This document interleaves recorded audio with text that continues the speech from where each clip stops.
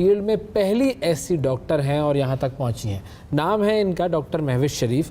और ख़ास बात यह है कि डॉक्टर महविश सुनने की सलाहियत से महरूम है, सुनने में उनको दुश्वारी होती है, लेकिन फिर भी और हिम्मत उन्होंने नहीं हारी, MBBS किया, डॉक्टर बनी। और जब 4 साल की थी तो उस वक्त तो ये बिल्कुल ठीक थी, लेकिन फिर अचानक उन्हें बुखार हुआ। इस बुखार के नतीजे में उनकी समात चली गई और उनके वालिदैन उन्हें कराची लेकर गए। वहाँ उन्हें आला समात लगवाया गया, एक नॉर्मल स्कूल में दाखिल करवाया गया। लेकिन वक्त के साथ साथ जब डॉक्टर महविश बड़ी होती गई तो उनके टीचर्स जो हैं उनके वालिदैन से फिर शिकायत करने लगे कि आपकी बेटी जो है वो सुनती नहीं है। अब ये खातून कैसे डॉक्टर बनी, ये पूरी स्टोरी इलाज किस तरह करती कैसे हुआ, किस तरह इलाज भी करती हैं, ये सारा मामला है, ये देख लेते हैं हमारी इस रिपोर्ट में।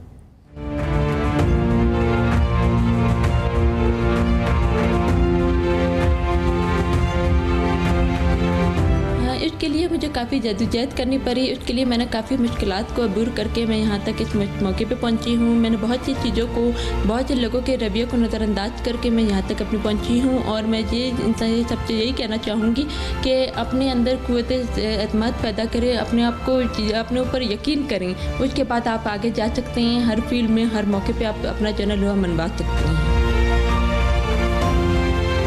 पढ़ाई के दौरान मुझे सबसे ज़्यादा मुश्किलात होती थी, स्पेशली कि जब कोई वाइवा होता था तो तब मैं अपने प्रोफेसर से कहती थी मुझे लिख के देते हैं, तो वो मुझे लिखने से ज़्यादातर इनकार कर देते थे और मुझे कह देते थे अपने नाम के साथ डॉक्टर महविश डफ या डॉक्टर महविश माजूर लिख दें। तो वो मुझे यही बार बार मुझे तंग करते थे पढ़ाई के दौरान। और बाकी क्लास में अल्हम्दुलिल्लाह मुझे कोई इशूज़ नहीं होता था, लेकिन ये होता था मैं कोशिश करती थी मैं आगे बैठूँ। अगर कभी ऐसे होता था लेक्चर समझ नहीं आती थी तो मैं दोबारा उनको कहती थी मुझे लेक्चर समझाए, तो वो रिफ्यूज़ कर देते थे कि हम नहीं समझा सकते। आप इस में, इस पेशे में आपका कोई काम नहीं है, ये पेशा आपके लिए है नहीं, आप इस पेशे को बिल्कुल छोड़ दें। मुझे सबसे ज़्यादा सपोर्ट कर रहे हैं मेरे वालिदैन ने और मेरे भाइयों ने मुझे बहुत सपोर्ट किया, जो आज जो कुछ भी है उनकी बदौलत से। स्कूल में उनका रवैया तो बहुत ही अच्छा था, मतलब स्कूल में भी कुछ अच्छे थे कुछ बुरे थे, लेकिन ज़्यादातर के अच्छे थे। और फिर यूनिवर्सिटी लेवल पे तो मुझे कोई मुश्किलात पेश नहीं आई, क्योंकि उन्होंने मुझे हमेशा सपोर्ट किया। और बल्कि मुझे ये होता था कि अगर मुझे कुछ चीज़ समझ नहीं आती थी तो वो खुद ही मुझे दोबारा समझा देते थे। उसके हवाले से मुझे कोई मुश्किलात पेश नहीं आई। अल्हम्दुलिल्लाह मुझे मरीजों के साथ कोई मसला नहीं हुआ है। मैं अपने स्टेथोस्कोप के साथ आराम से मैं अपने मरीजों को चुन सकती हूँ, जो कि मेरा स्पेशल स्टेथोस्कोप है, जो मेरे वालिद US चले आए हैं, तो मैं उसके साथ आराम से मैं चुन सकती हूँ। और मरीज़ के साथ मुझे कम्युनिकेशन करते हुए कोई भी मुश्किलात पेश नहीं आई है। मैं उनको यही कहना चाहूँगी कि लोगों की बातों के दिल पे अवल ना लें, बल्कि उनको अपने ऊपर यकीन होना चाहिए, अपने आप पे एतमाद होना चाहिए और हम अपने आप को आगे बढ़ने की कोशिश कीजिएगा।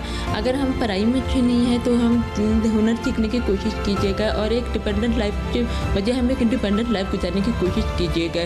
और लोगों की रवैयों को नज़रअंदाज करके बल्कि जो है ये करना है कि हमने आगे बढ़ना है, ताकि हमारे बाद जो आने वाली नस्ल है उनके लिए आसानियाँ पैदा हों। चाहती हूँ मैं स्पेशलाइज करूँ रेडियोलॉजी में, और अगर मुझे इंटरनेशनल लेवल पे मौका मिला तो वहाँ पे मैं जाके अपनी उच्च स्टडी करने की कोशिश करूँगी और वापस आके अपने मुल्क की खिदमत करूँगी। मैं उनको ये पैगाम देना चाहूँगी कि अल्लाह ताला के दर से कभी नाउमीद चाहिए, बल्कि अल्लाह पे यकीन करना चाहिए और अपने ऊपर यकीन करना चाहिए। और अपने आसपास जितने भी लोग हैं जो सपोर्ट करने वाले, उनके बदौलत उनका फ़ायदा उठाकर अब में आगे बढ़ने की कोशिश कीजिएगा। क्या बात है।